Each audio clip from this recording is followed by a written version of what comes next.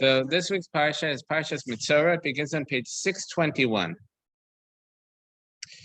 And the Parsha begins, Hashem spoke to Moshe saying, this shall be the law of the Metzora on the day of his purification. He shall be brought to the Kohen. And this is really a very strong continuation of last week. Last week's Parsha it talked about a person who got saras. This was a physical manifestation of a spiritual malady, of some spiritual disease inside that manifested and expressed itself physically. And now we're talking about how they what's the process for becoming pure after they had been diagnosed with saras, with this illness. So Hashem spoke to Moshe saying, this shall be the law of the Metzora on the day of his purification. He shall be brought to the Kohen. And just as an aside, I saw the Kli Yakar says that that's actually the meaning of the word, what is it? Metzora is what we call that's the name of the Parsha, is Metzora, because it begins, this is the law of the Metzora. And the Kli Yakar says that the meaning of the word Metzora is Motzi Ra, which means that it brings out the bad, brings out the evil comes out, meaning that, like we talked about last week, that the most dangerous diseases are the ones that have no symptoms. Because then the person who has the disease has no idea. He doesn't know that there's something wrong inside until sometimes, God forbid, it's too late.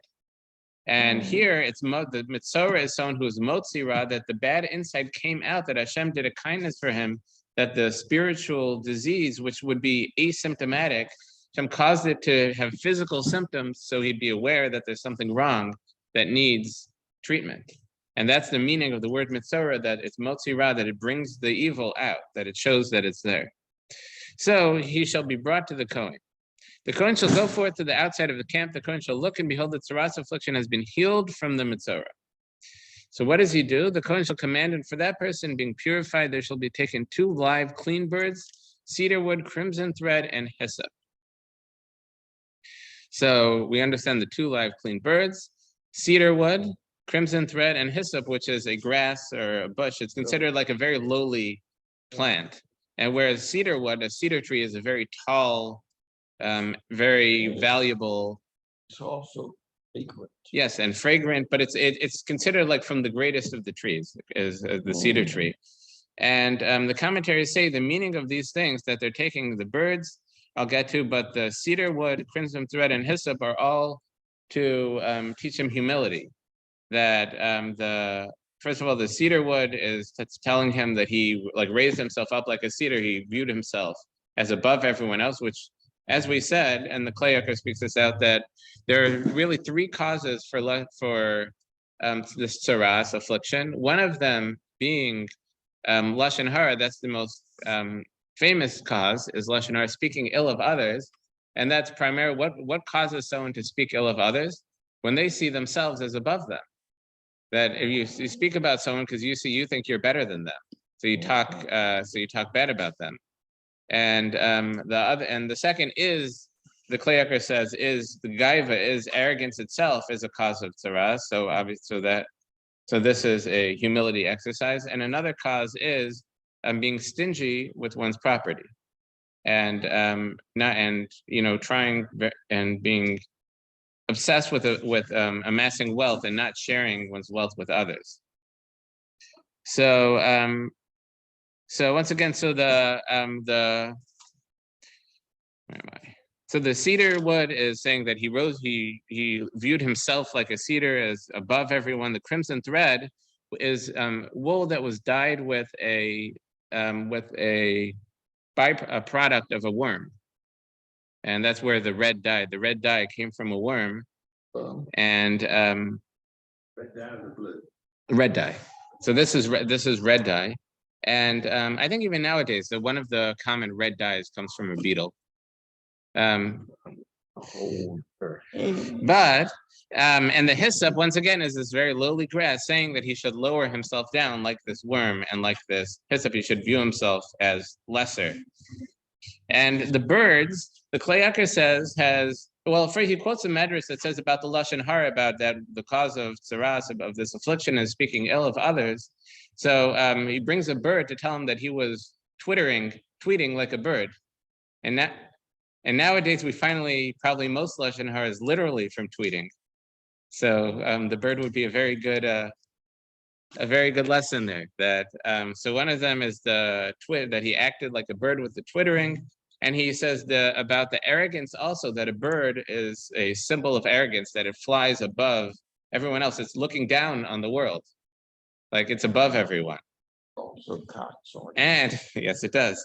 And also, he says that the third cause of lashon hara of tsaras is being stingy and looking to amass wealth. So he quotes a verse in Mishlei, in Proverbs, that says about that a person shouldn't busy themselves overly with amassing wealth. And he says that you look away, that when someone's amassing wealth, they look away and it just flies away like a bird. So that's also a symbol. The bird is a symbol of that wealth is transient. And say someone could have the money and then the money's gone. It flies away like a bird. So that's also the bird is also a lesson for him. Okay, so what do they do with this? So in verse 5, the Kohen shall command, and the one bird shall be slaughtered into an earthenware vessel over spring water. As for the live bird, the bird that was not slaughtered, he shall take it with the cedar wood and crimson thread and hyssop, shall dip them in the live bird in the blood of the bird that was slaughtered of the spring water. Then he shall sprinkle 7 times upon the person being purified from the tsaras. He shall purify him, and he shall set the live bird free from upon the open field. And the commentaries, I think this one says that the separation of the live bird, of the bird, one bird is slaughtered and one bird is set free, to symbolize how the damage that lashon hara, evil speech, causes, that when someone speaks ill of others, he causes separation between people. He causes people who were friendly to not be friends anymore. And that will, and the ultimate separation, I guess, is life and death. That when someone dies, they're gone, and the living is as separate from them as someone could be. So what happens? So in verse 8, the person being purified shall immerse his clothing, shave off all his hair, and immerse himself in the water and become pure. Thereafter he may enter into the camp, but he shall dwell outside his tent for 7 days. And on the 7th day he shall shave off all his hair again, his beard, his head, his beard, his eyebrows, and all his hair he shall shave off. He shall immerse his clothing and immerse his flesh in water and become pure. So Rav Shamshon Raphael Hirsch explains this shaving of the hair. He says that there's one other place that we find where all the hair on their body was shaved, and that's by a Levi. Well, not just Korach, but when the Leviim were inaugurated as Leviim, so their all the hair, their head, their body was also shaved. So what's the connection between that and a Metzora and someone with this tsaras affliction? So Rav Hirsch answers that the hair is a protection layer between us and the outside world. We mentioned from the Klei Yakar that tsaras could happen on a house, on a person's clothing, and on their skin, which are all protection layers. And that's one layer after the other. The house gets stripped away, then the clothing gets stripped away, then our skin gets stripped away. Those are the 3 layers of protection. But our hair is also a protection against the outside world. It insulates us and perhaps keeps germs away. And I know that's the hair and the ears and the nose keep germs away. Keep the fur on top. Yes, it keeps yeah. So when we're shaving off the hair, we're symbolizing somebody who was isolated, or someone who was someone becoming from a private person to a public person. And with the Leviim, what it meant is that the Levis until now were their own person. Now they're dedicated to serving the Jewish people. So the shaving of the hair symbolized that this exterior shell is what insulated from the outside world is being removed, that now you're in a sense public property, that you're dedicated towards serving the Jewish community. And that was the Levim, whereas the Metzora, this person with tsaras, he demonstrated selfishness by speaking ill of others. He was all about himself and not worried about other people. So the shaving of his hair was telling him, now that you're returning to civilization, he had to stay away from society, outside the camp. Now that he's returning to civilization, so he had to be shaved. He had to have this exterior layer of hair removed to say that now you have to be careful to not just be about yourself. that you have to worry about other people and the damage that you're causing other people as well. Okay, and I think Rav Hirsch also says, or maybe it was the Klayakar, about specifically when it says all his hair are shaved, it says the hair on his head, his eyebrows, and his eyebrows and his beard are shaved. And there also, he says, the Klayakar says that this also is about the three causes of tsaras, that it's about the head, which is about arrogance. That's, like he feels he's above other people. The eyes is about stinginess. Stinginess in Hebrew is called tsaras ayin. It's, and not exactly an evil eye, but it's looking at others negatively, that you just want everything for yourself, not willing to share it with others. No, I never felt that way. That's great. Because that's, I've often spoken, negatively about people and that's who have done me wrong. And that's a lesson from this week's Parsha, is about how dangerous that is. Yeah, but that people who do me wrong, that's one of the most difficult challenges in life, really, is where is it? Okay, but that's one of the most difficult challenges in life, is allowing things to, when you feel that someone else did something wrong, you want to get back at them, or and one of the easiest ways of getting back is talking, because anyone could talk. And that talking might be you could do the most damage with talking. There's actually a story I saw. There's a medrash that says that there was somebody who was, there was a king who was in great, he got very sick, and his doctor said that in order to become better, they need to get he needs to eat the tongue of a lion that was removed from the lion while it was alive. I think I might be a little inaccurate. So he went to King Shlomo and the King Solomon, the wisest of all men, and they're like, how is that possible to get a tongue out of a lion while it's alive? So King Shlomo sent one of his great warriors, and this person, he crawled on hands and knees behind a lion, snuck up, and quickly grabbed its mouth and cut out its tongue, and was able to survive. Okay, so obviously an incredibly courageous person. So the Medrash says that as he was bringing it to the king, so his body began to argue with itself, and the hands said, look how amazing we are. What we did, that we grabbed the lion's tongue and cut it out. Well, we cut out the tongue of a lion. We're the most incredible part of the body. And the legs said, no, we're the most incredible part of the body, because we didn't run away. We actually went towards the lion to try to, to get there. The hands were there already. It's the legs that got us there. And the stomach said that it's us. It was the guts, like we had the guts to go do it. And the head said that it was, we came up with a plan.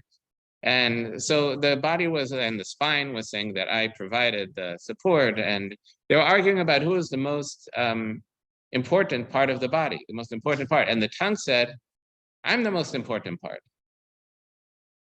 So they all laughed at him. They said, like, what do? You just stayed inside the mouth while everyone else did all the work. So I said, I'll show you. He said, I'm the most powerful part of the body. So when they brought the tongue they brought it to the king, and as they presented it to the king, the person, he meant to say, here's the tongue of the lion that I brought from you. By accident, he said, here's the tongue of the dog that I brought, the tongue of the dog. And the king got furious, and he said, put this person to death. He's making fun of me. This is an insult. I send them to get the tongue. He brings me the tongue of a dog. And as they're carrying, and the rest of the body admits, okay, you're the most powerful. You are admits to the tongue. You are the most powerful. But whatever you do, what you say could really mess you over more than anything else. What you do is one thing. What you say could be the most dangerous. And they admitted, and then the tongue said, I'm sorry, I got confused, but I really meant lion, but in our language, it's a similar word. And the king allowed him to allowed him to live. That's the medrash. But the important part is that it's really true that what separates us from animals. We can make moral choices, but we use the moral choices really we just like an animal. We walk, we go here, we go there, we eat, we drink, we procreate, and we make moral decisions. Also, maybe we learn Torah, do mitzvahs, but what separates man from animal is that we could communicate. We communicate ideas, and that's the most important thing we could do, but also the most dangerous thing we could do. Of course. It's a big responsibility that we could talk. But anyway, so as we were saying, that it says specifically they shave his head, his beard, and his eyebrows. Is that the head is about the arrogance, the eyebrows are about how he looks at others and his stinginess, and the beard surrounds his mouth is about the lashon hara, the evil speech. Okay. Beavers talk to you. The who? Beavers. Well, that's what I'm saying. They might communicate. I mean, lots of animals communicate in a very general way, but not ideas. They once again they can't communicate abstract ideas. At least that's what it was. They like bees communicate with each other with their vibrations or whatever where stuff is, and when they use time to mate. yeah, but they can't communicate ideas, how they feel. We don't. This is You do not honestly know that they communicate how they're feeling, what their wants are. Because their language is understandable right. to us. But this is what the Torah says. And I believe that's what scientists say as well, that the difference between human communication and animal communication. I believe that. I'm not a scientist, but anyway, and the 8th day, on the 7th day, his immerses his flesh and water becomes pure. Now on the 8th day, on page 623, he shall take 2 unblemished male lambs, an unblemished ewe, that's a female sheep, and its first year, 3/10 of an ephah of fine flour as a meal offering mixed with oil, and 1 log of oil. So the 2 unblemished male lambs are brought as olah offerings. One is a burnt offering and one is an asham, is a guilt offering. And the ewe, the female sheep, is a sin offering. And then there's 5 fine flour along. It says he slaughters the lamb. And in verse, that's the guilt offering. In verse 14, the Kohen shall take from the blood of the guilt offering, and the Kohen shall place it on the middle part of his right ear of the one being purified, on the thumb of his right hand, and the big toe of his right foot. So the Rav Shamshon Flarush, I think Barry asked me about this in the past, about the significance about the thumb, the earlobe, and the toe. So Rav Shamshon Flarush said this represents the 3 primary modes of a person's action. That the thumb is, or I start with the ear, is right now is by the brain. That's like a direct route into the brain is the ear. So that represents our thinking. The thumb is the most important part of our hand. That represents action. And the legs and the toe, the big toe, the most important part of the foot, represents where our direction, our what's the word? I don't want to say our desires, but our what we really want out of life, the direction we want to go, our aspirations is the word I was looking for. It represents our aspirations. That's like where we point ourselves, where we direct ourselves is with our feet. And that's what's being purified here. All 3 things are our thinking, our thought processes, our actions, and our aspirations we're purifying. And in verse 20, the Kohen shall bring the elevation offering, the meal offering up to the altar. The Kohen shall provide him atonement, he becomes pure. And in verse 21, if he is poor and his means are not sufficient, he can't afford that, shall take 1 male lamb as a guilt offering for wave service, provide atonement for him, 1/10 of an ephah of fine flour mixed with oil for a meal offering, and a log of oil, and 2 turtle doves or 2 young doves, whatever his means are sufficient. 1 shall be a sin offering and 1 shall be an elevation offering. So he replaces one of the male lambs and the sheep with 2 doves. And he does a very similar service there. And on the bottom of 625, verse 33, now we have the tsaras on houses. Oh, that ought to be fun. So verse 33 on the bottom of page 625, Hashem spoke to Moshe and Aaron saying, when you arrive in the land of Canaan that I give you as a possession, I'll place a tsaras affliction upon a house, in the land of your possession. The one to whom the house belongs shall come and declare to the Kohen, saying, something like an affliction has appeared to me in the house.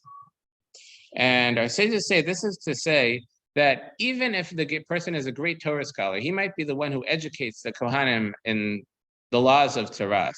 Even such a great scholar can't go to the Kohen and say that this I saw Tzaras on my house. That until the Kohen looks at it and says it's Tzaras, it's not Tzaras. So he says something like Tzaras I saw in the house. And in verse 36, the Kohen shall command and they shall clear the house before the Kohen comes to look at the affliction, so that everything in the house shall not become contaminated. As we said, the house only becomes contaminated once the Kohen pronounces it as Tzaras. So when the Kohen's coming, they clear everything out of the house, so all that will be okay. And this is for this reason our sages say that it comes as a result of stinginess, because if you have somebody who's always pushing off people asking for charity and making collections, that sorry, I don't have anything to give. I'm broke, exactly. Now his house is cleared out and everything's moved out in the street and everybody sees what he really has going on in his house. Oh, they can move whatever they want. They're not going to find it. Right. Okay, so now let's move on. That's Right. Right. So in verse 37, so he comes to look at the house. You shall look at the affliction, and behold, the affliction is in the walls of the house, depressions, deep greens or deep reds, and their appearance is lower than the wall. I'm sorry, yeah, so it looks like it goes deeper than the surface. The Kohen shall exit from the house at the entrance of the house. You shall quarantine the house for a 7-day period. The Kohen shall return on the 7th day. He shall look, and behold, the affliction has spread in the walls of the house. The Kohen shall command that they shall remove the stones that contain the affliction. They shall cast them outside the city into a contaminated place. And the house shall be scraped on the inside all around. The mortar they shall scrape there to pour outside the city into a contaminated place. Shall take other stones, bring them in place of the stones, and they shall take the other mortar and plaster the house. So they scrape off the surface of the house and knock out all the stones that have this affliction and replace them. In verse 43, if the affliction returns and erupts in the house, so now the affliction returned, even though they removed all the stones that had it. After he has removed the stones, after he has scraped the house, and after plastering, then the Kohen shall come and look, and behold, the affliction has spread in the house. It is a malignant Tzaras in the house, it is contaminated, and then he shall demolish the house. Stones is timber, and all the mortar of the house, he shall take it to outside the city to contaminate a place. Anyone who comes into the house during the days is impure. One who reclines in the house shall immerse his garments. One who eats in the house shall immerse his garments. That means that if he stayed in the house long enough to eat a meal, he has to immerse in the mikveh and immerse his garment, what he was wearing in the mikveh as well. So now, but in verse 48, if the Kohen is to come and look, that's if everything goes wrong and he sees that it has spread. But the affliction has not spread in the house after the plastering of the house. Then the Kohen shall declare the house to be pure, for the affliction has healed. And to purify the house, he shall take 2 birds, cedarwood, crimson thread, and hyssop, once again, like he did by the Metzora on the skin. He shall slaughter the one bird into an earthenware vessel. Over spring water, he shall take the cedarwood, the hyssop, the crimson thread, and the live bird. He shall dip them into the blood of the slaughtered bird, into the spring water. He shall sprinkle upon the house 7 times. He shall cleanse the house with the blood of the bird and with the spring water, with the live bird, cedarwood, with the hyssop, and then with the crimson thread. And once again, he shall set the live bird free towards the outside of the city upon the open field. Thus he shall provide atonement for the house, and it shall become purified. So that's the process for purifying the house. And we conclude the section on Tzaras, on the spiritual version of leprosy, that this is the law for every Tzaras affliction, and the nesek, and the Tzaras of the garment of the house, of the seis, tapachas, baharis. These are all types of appearances of blemishes, to rules on which day it is contaminated, on which day it is purified. This is the law of the Tzaras. And that concludes Tzaras. So now, the next topic in the Parsha are different types of impurities that come through emissions from the body. So, chapter 15, verse 1, page 629. Hashem spoke to Moshe and Aaron, saying, speak to the children of Israel and say to them, any man who will have a discharge from his flesh, his discharge is contaminated. And this is called a zav and balkari.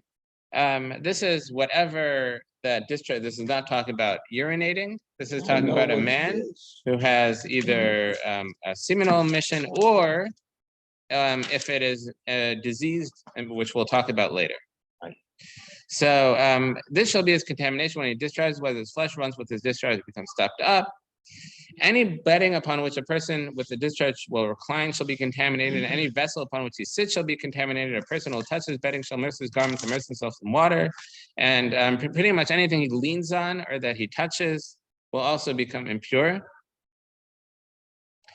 And in verse 9, any riding equipment upon which the person with the discharge shall ride shall become contaminated.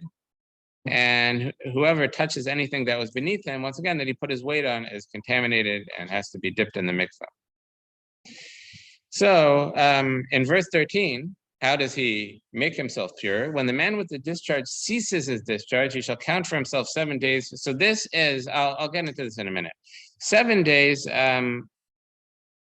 he shall count for himself 7 days from his cessation, immerse his garments and immerse his flesh in spring water and become purified. On the 8th day, he shall take for himself 2 turtle doves, 2 young doves, shall come before the Kohen, come before Hashem to the entrance of the tent of meeting, give them to the Kohen.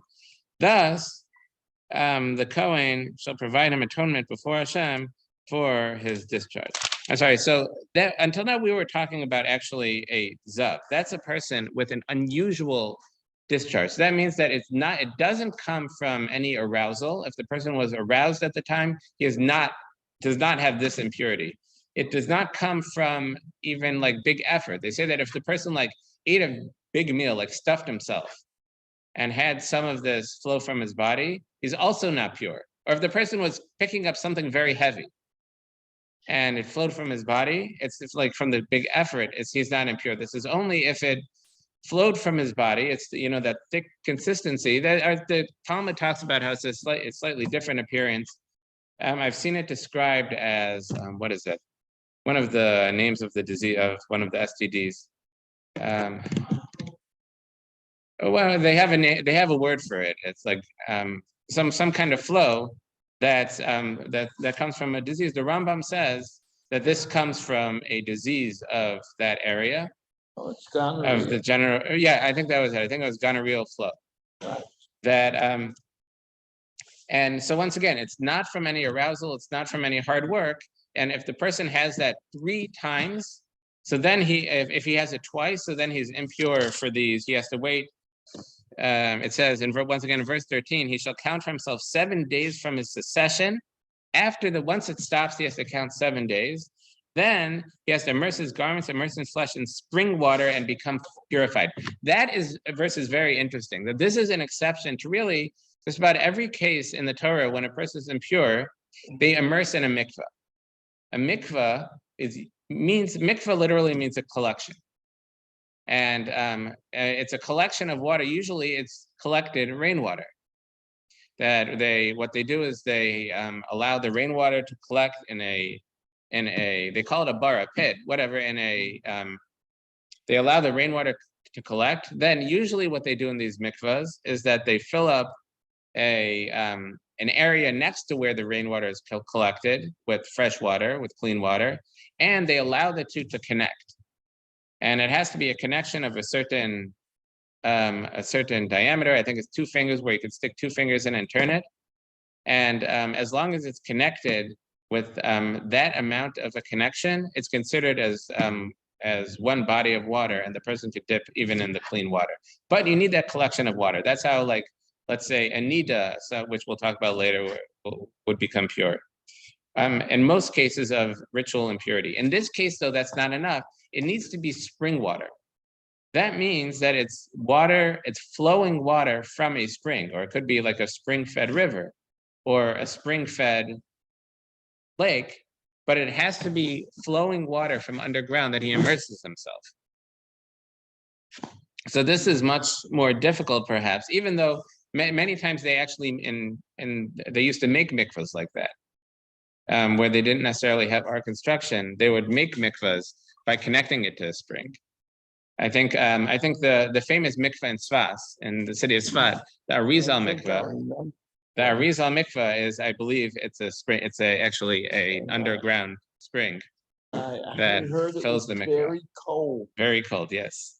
I had the opportunity to first, but I don't know. Well, it was cold. Okay, so here specifically, it has to be spring water. So that's if the man sees twice. If he sees a 3rd time, Now he has to bring an offering as well, and that's on the 8th day, shall take for himself 2 turtle doves, 2 young doves. He shall come before Hashem to the entrance of the tent of meeting and give them to the Kohen. And this is all from the Talmudic discussion that if he sees once, that he's overnight, he has to wait 1 day. If he doesn't see again, he dips in the mikveh, and then by night he's pure. And if he sees twice, he has to go through the 7 days of not seeing and dip in the spring water. And if he sees 3 times, then he has to bring an offering as well. And in verse 16, a man from whom there is a discharge of semen. This is the irregular case. Shall immerse his entire flesh in the water and remain contaminated until evening. Any garment or anything of leather upon which there shall be semen shall be immersed in water and remain contaminated until the evening. A woman with whom a man will have carnal relations, they shall immerse themselves in the water and remain contaminated until evening. Once again, this is ritual purity, which nowadays is not very relevant to our lives because everyone pretty much is ritually impure anyway through contact with the dead body. Anyone who's ever gone into a cemetery or had contact with someone who went into a cemetery pretty much is impure anyway and can't become pure because we don't have the ashes of the red heifer for that. So this is all, but many like Hasidim especially will dip in the mikveh every morning before davening to be pure, just for they would like to enter into, when they're going to daven to Hashem, they want to be as pure as they can be. So they dip in the mikveh before davening. Okay, some people will also take have a shower, and that's also actually somewhat halakhically significant. Okay, very good. I shower every So that is actually halakhically significant to shower before davening. I'm glad we know that. Yeah. If I don't shower, I don't pray. Okay, so continuing on. So this so far has been, there are a few cases where it's relevant, but they're not it's not really. So in verse 19 on page 631, now we get into actual relevant to our lives. And that is in verse 19 on page 631. When a woman has a discharge, her discharge from her flesh being blood, she shall be in a state of separation for a 7-day period, and anyone who touches her shall remain contaminated until evening. Anything upon which she may recline during a state of separation shall become contaminated. Anything upon which she sits shall be contaminated. And anyone who touches any utensil upon which she will sit shall immerse his garments and immerse herself in water, and immerse himself in water and remain contaminated until evening. Or if someone is upon the bedding or the utensil upon which she is sitting, when he touches, he shall be contaminated until evening. If a man lies with her, then her state of separation will be upon him. He shall become contaminated for a 7-day period.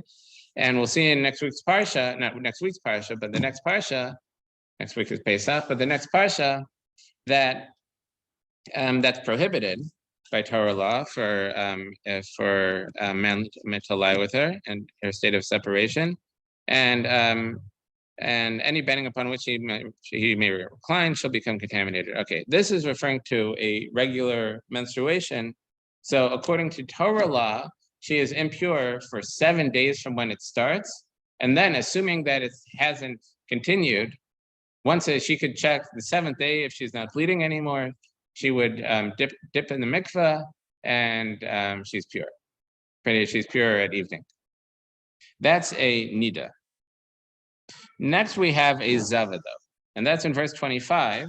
If a woman's blood flows for many days outside of her period of separation, that is, that it's assumed to not be from menstruation.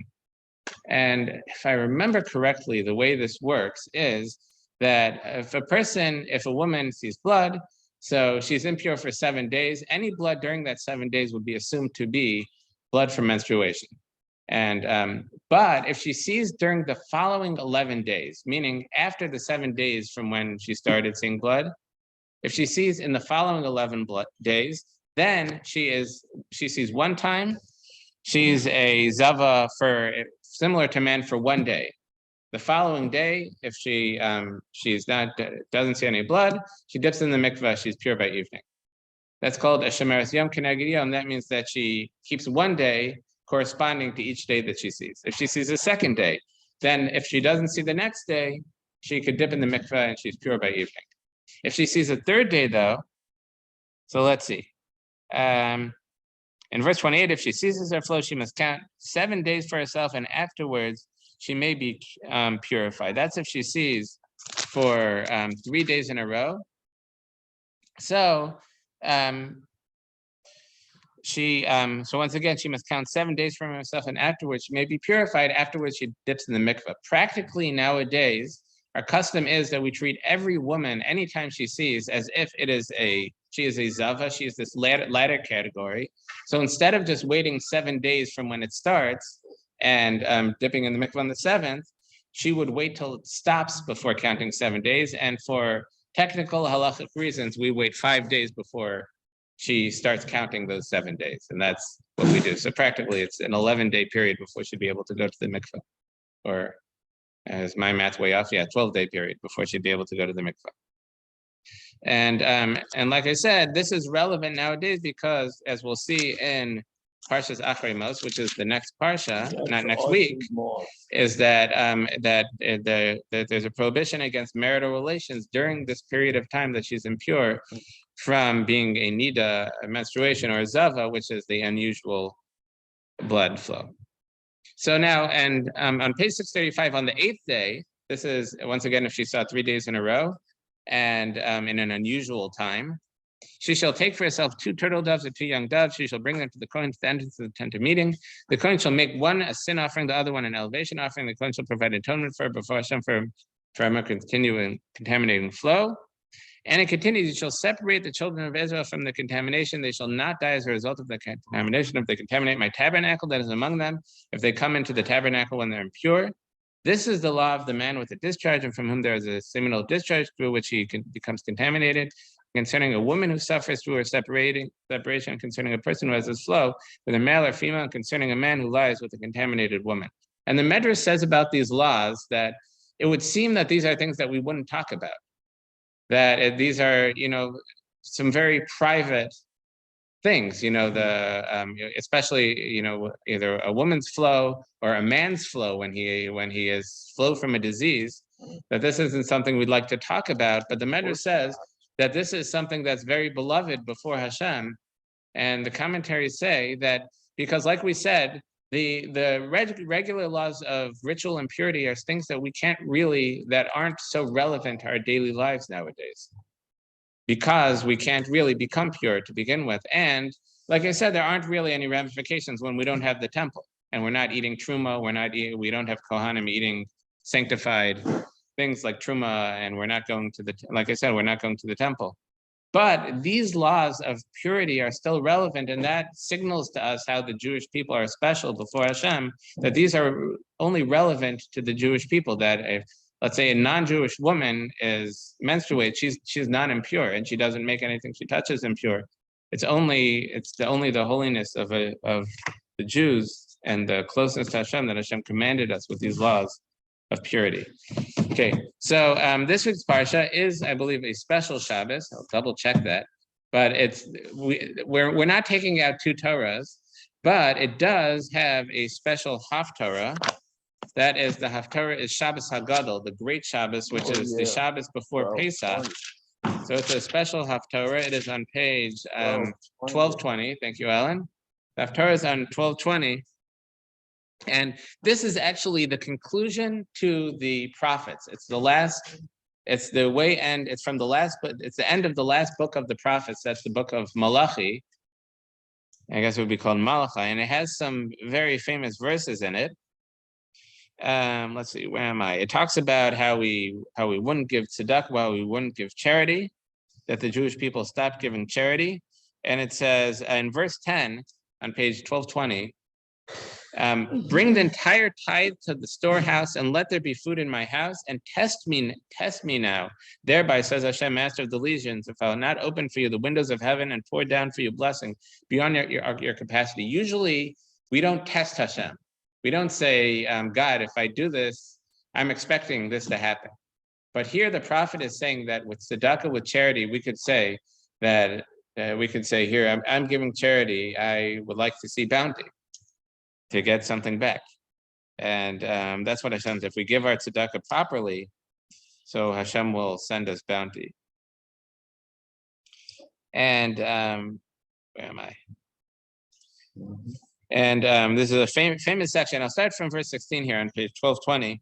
Then those who fear Hashem spoke to one another, and Hashem listened and heard. It was inscribed before him in a book of remembrance of those who fear Hashem and meditate upon his name.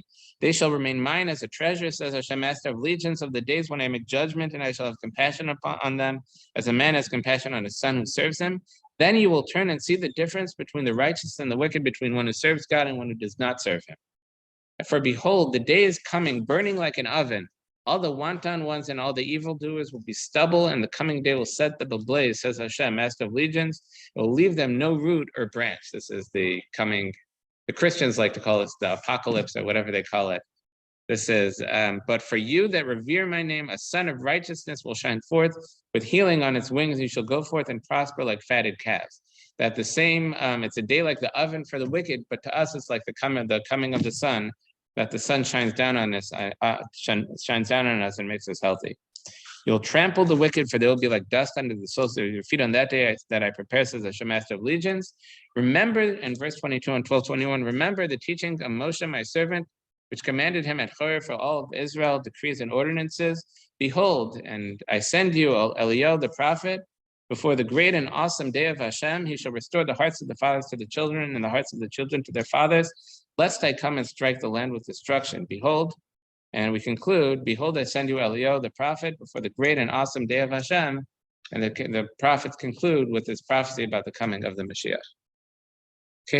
Have a great Shabbos.